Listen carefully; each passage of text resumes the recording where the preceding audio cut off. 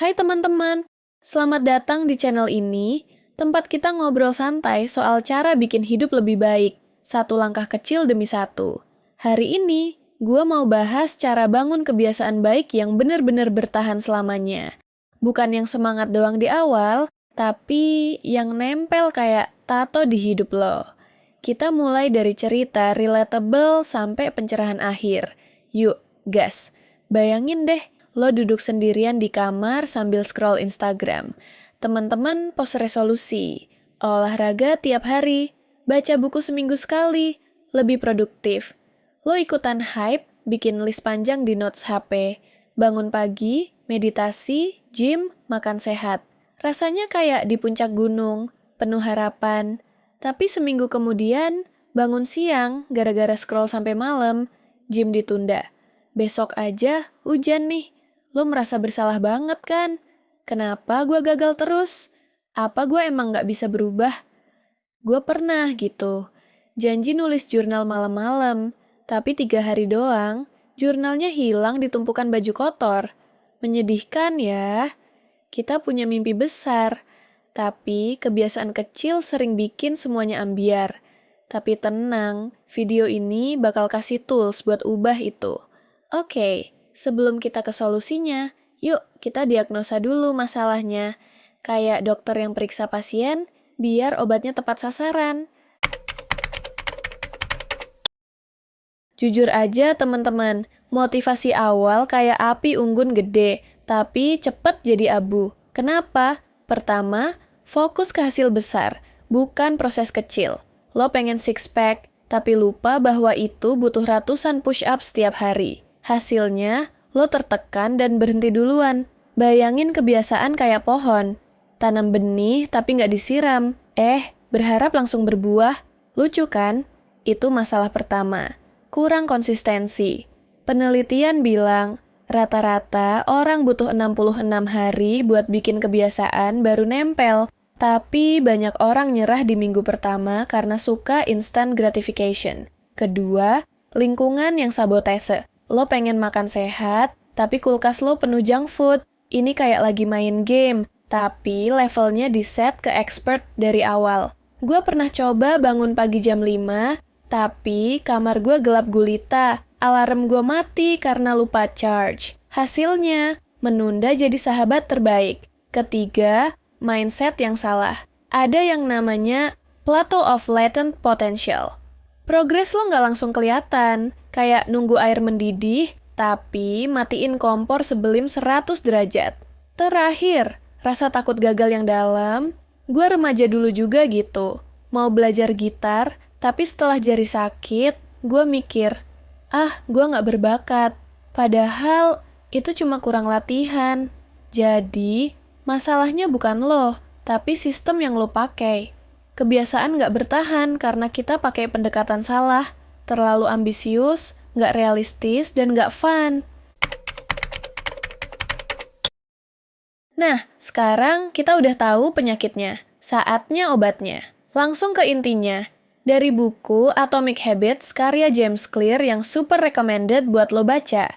Prinsipnya, kebiasaan baik itu kayak bunga majemuk di bank. Mulai kecil, tapi lama-lama jadi gede banget. 1% lebih baik setiap hari, dalam setahun lo bakal 37 kali lebih baik. Hukum 1, make it obvious. Jangan biarin kebiasaan lo tersembunyi. Tempel pengingat di tempat yang lo lihat setiap hari. Contoh, mau minum air lebih banyak, taruh botol air di meja kerja lo, bukan di dapur. Hukum 2, make it attractive. Otak lo suka yang enak. Gua suka begini. Setelah nulis jurnal, gua izinin diri gua makan coklat kecil.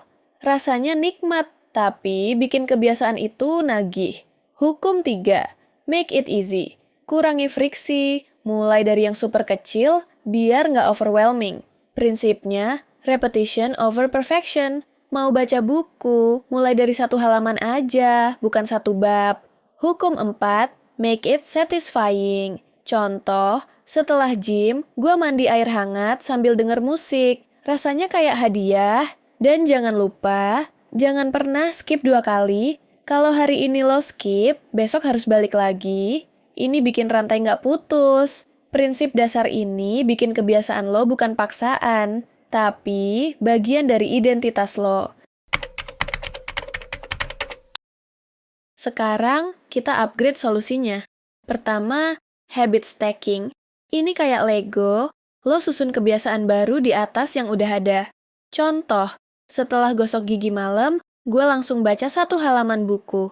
Nggak perlu inget-inget, karena gosok gigi udah otomatis. Gue coba ini buat belajar bahasa. Setelah sarapan, gue buka Duolingo 5 menit. Hasilnya, dalam sebulan, vocab gue nambah banyak tanpa effort ekstra. Kedua, desain lingkungan lo kayak arsitek. Mau kurangi scroll HP? Taruh HP di kamar lain pas kerja. Gue redesign kamar gue. Meja belajar di depan jendela. Jadi, tanpa distraksi. Hasilnya, produktivitas naik tanpa paksaan. Ketiga, identity-based habits. Ini dalam banget. Ubah siapa lo, bukan apa yang lo lakuin. Mau jadi pembaca, bilang, gue pembaca, dan buktikan dengan baca sedikit setiap hari. Contoh, gue pengen jadi writer, jadi gue tulis 100 kata setiap hari. Awalnya susah, tapi lama-lama jadi gue emang writer. Contoh, lo diet 2 minggu, berat masih sama. Tapi di minggu ketiga, turun 2 kilogram. Itu karena compound effect. Push up nggak nunggu mood bagus. Lo capek, lakuin versi minimal push up 5 kali aja. Jangan biarin kebosanan menang. Pilih kebiasaan yang sesuai bakat lo. Misalnya, kalau lo suka musik, olahraga sambil denger playlist. Teman-teman, ingat, kebiasaan baik bukan soal jadi sempurna, tapi jadi lebih baik 1% setiap hari.